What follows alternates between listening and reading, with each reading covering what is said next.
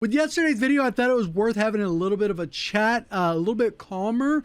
Obviously, that video was a little bit more of a crash out after playing for 12 hours, running into multiple issues, and kind of going through a bunch of stuff. But I want to give out a few different ideas to talk about kind of like the state of the game and kind of the direction of the game and kind of what the cadence is going to be of videos, because there's a lot of issues that it comes out. Obviously, we're primarily a Warzone channel, even though people say, oh, it's a Call of Duty channel. We don't really cover multiplayer other than the exception of maybe when the game first drops. Zombies, we don't really touch much on, even though I do stream quite a bit of zombies and probably have more playtime in zombies than multiplayer and Warzone combined this year. I would almost bet on it. But regardless of that, our content, that's not why people come here. I post a zombies video. You guys don't care. You guys are here for Warzone, and that's fair. But I that also means I have a responsibility to cover the state of the game and at least kind of where it's at, regardless if it's good or bad. In a perfect world, there wouldn't be certain issues and I'd be able to just gas up the game. And as people say in the comments, even in the last video, which was essentially just bashing all the issues, which are unacceptable, people were like, oh, you're just glazing the game. I'm like, bro, what are you talking about? Like, I don't even know if they're just doing it to troll at this point, because there's no way your brain can function and think I've been glazing the game for two or 3 years. It's had consistent issues since Warzone 2. I think there was a bit of a recovery in Warzone 3 or MW3's life cycle. The game, I think, was pretty well supported in multiplayer and Warzone overall, and it kind of got dialed in. And then some changes happened with this integration, and it seemed like multiplayer is doing well. There are some obviously issues that you can be covered, but it's way more minimal. I know Exclusive Ace does a pretty good job of covering the multiplayer stuff, and then zombies, they get a new map for basically every season, and that's kind of enough. But when it comes to Warzone, there's different expectations with it being a free-to-play game, and the cadence of the updates and the way things should work. And there's a little bit of a fatigue that happens from year after year. And this is kind of what we've experienced, because every integration, there's been hiccups, and it's sad that we expect there to be hiccups. Even with Verdansk 84, there were some issues that ended up getting settled pretty quickly. I remember you couldn't reload with any of the Cold War guns, and there was other bugs that happened. It's not like there were the game's nostalgia, rose tinted glasses, that those things didn't exist then. It's just that they did exist then, and then they existed again when Warzone 2 happened, and then it existed again when Warzone MW3 happened. And it's kind of like there's a fatiguing factor where it's like, when is enough enough? Like, I know if I had worked at the studio, I'm sure the devs, there's a certain level of embarrassment that comes with that, because based off what I've been told is there's like a different version of the game that they build off of that's not necessarily linked. So when it copies over, it creates issues, unexpected, but it is what it is. End of the day, they shouldn't happen for as big as the company is. And, hopefully they're able to get the resources they can, which I don't know if that's the case, because you look at the charts, you look at Steam, it looks like the game is dead as it can be dead. But then you look at PlayStation and Xbox, it's the #1 selling game all year, every year, all month, every month, at least until GTA comes out. And then that'll be the game of the year forever, because they've been working on it for like 2 decades or however long they've been working on that. But regardless of all that, I think the spirit of the content is that we all want the game to be better. Obviously, there's certain frustrations that happen and build up over time. I know you as players, a lot of you do not play other games, and that's a little bit unfortunate, because there are a lot of good games out there. Me, this year, I've already played multiple games. We played a little bit of Path of Exile 2. We beat Slay the Spire. The Indiana Jones, I didn't really vibe with it that much, but I did play the new one. It was on Game Pass, so that was nice. You get a bunch of free games that way. And then I'm currently about halfway through Dark Souls 1. So there's a lot of other games to play. And that's not even the ones that are multiplayer that I'm just not interested in. I'm not interested in Delta Force. I'm not interested in Marvel Rivals. I'm not interested in Fortnite. There's a bunch of other games that you could play depending on your interests. But regardless, you're kind of damned if you do, damned if you don't, when it comes to being a content creator. If I complain about anything, it's like, oh, bro, you're just hating. If I say anything positive, then it's like, bro, you're just glazing, you're gassing, how much they paying you. And this was very evident if you go look at the Jack Frags video that I reacted to. I don't really react to other people's videos too much on this channel. The second channel we went through a stretch with that, but for our channel, all it came down to is I don't really do that often. So when I did it, I started the video, and I disagree with Jack Frags on Omni Movement. I like it. I know there's a bunch of people that like it, but I also know there's a bunch of people that hate it.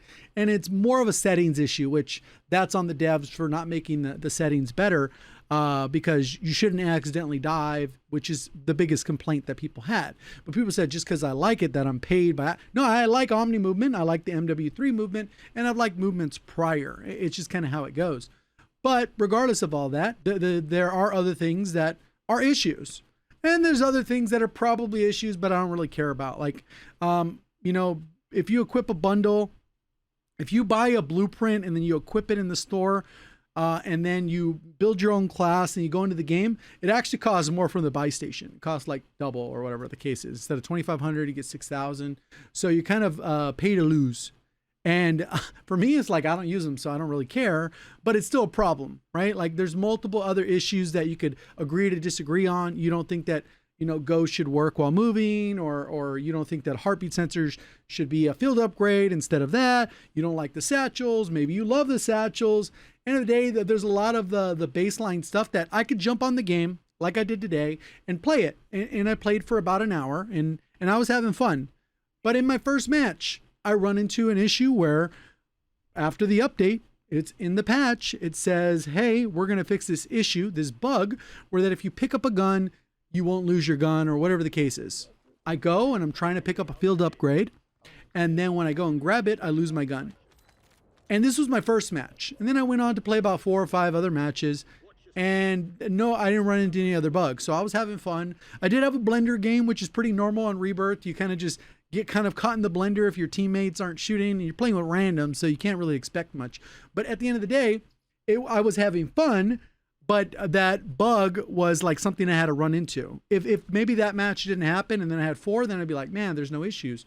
And I'm sure there's a lot of you out there where you're like, man, I'm not running into these issues that everyone's running into.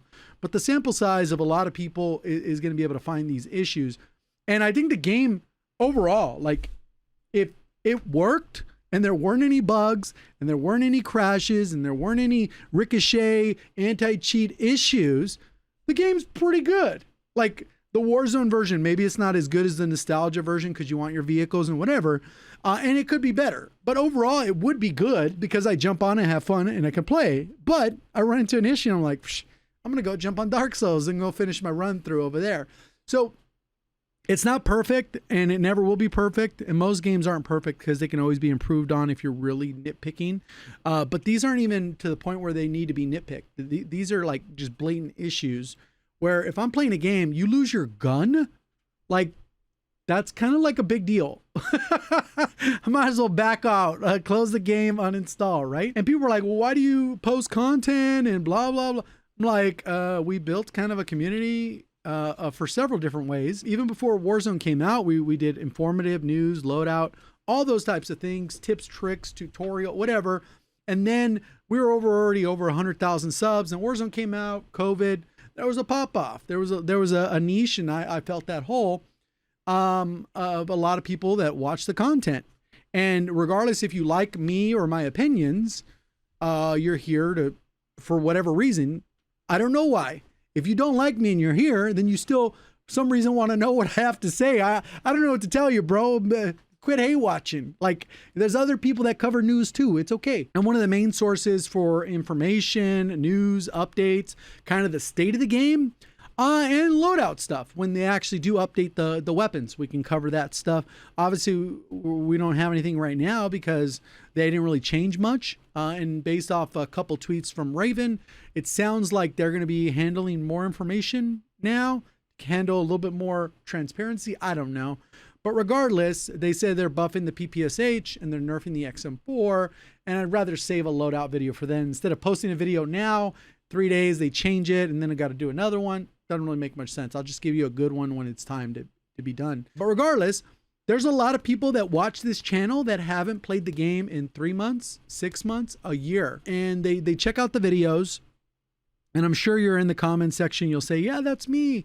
But realistically, there are people that watch the channel and they do not play the game, and they like what I have to say, or they're trying to just stay up to date, because when I give that video that says Warzone is back, which hopefully I'll be able to do at some point, maybe not, but if I do that video, they will go, all right, I'm going to go check it out, and I'm going to play it, and I hope I have fun.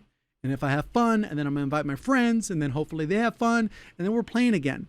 I mean, the party feature's all busted right now, and a lot of those issues. So it's like, even those types of things are holding people back from being able to be encouraged to just stay on the game because their friends are on. There's a lot of those things where it's not like I'm going to just stop making content because the game's bad. Like, what? Like, oh, you should just go play.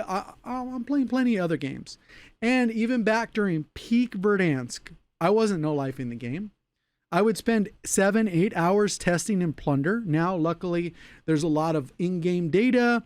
There's True Game Data's website, plus there's data mining with sim.gg, so it's simplified that part. So instead of me 8 hours in Plunder and then, you know, not even maybe jumping on to play the game, now I'm actually probably playing a little bit more than I would then if you actually count the playtime, because I jump on and I don't have to test anything. I just jump on and I'm like, cool, I get to experience the game for what it is. It's an unfortunate situation to be in as a creator.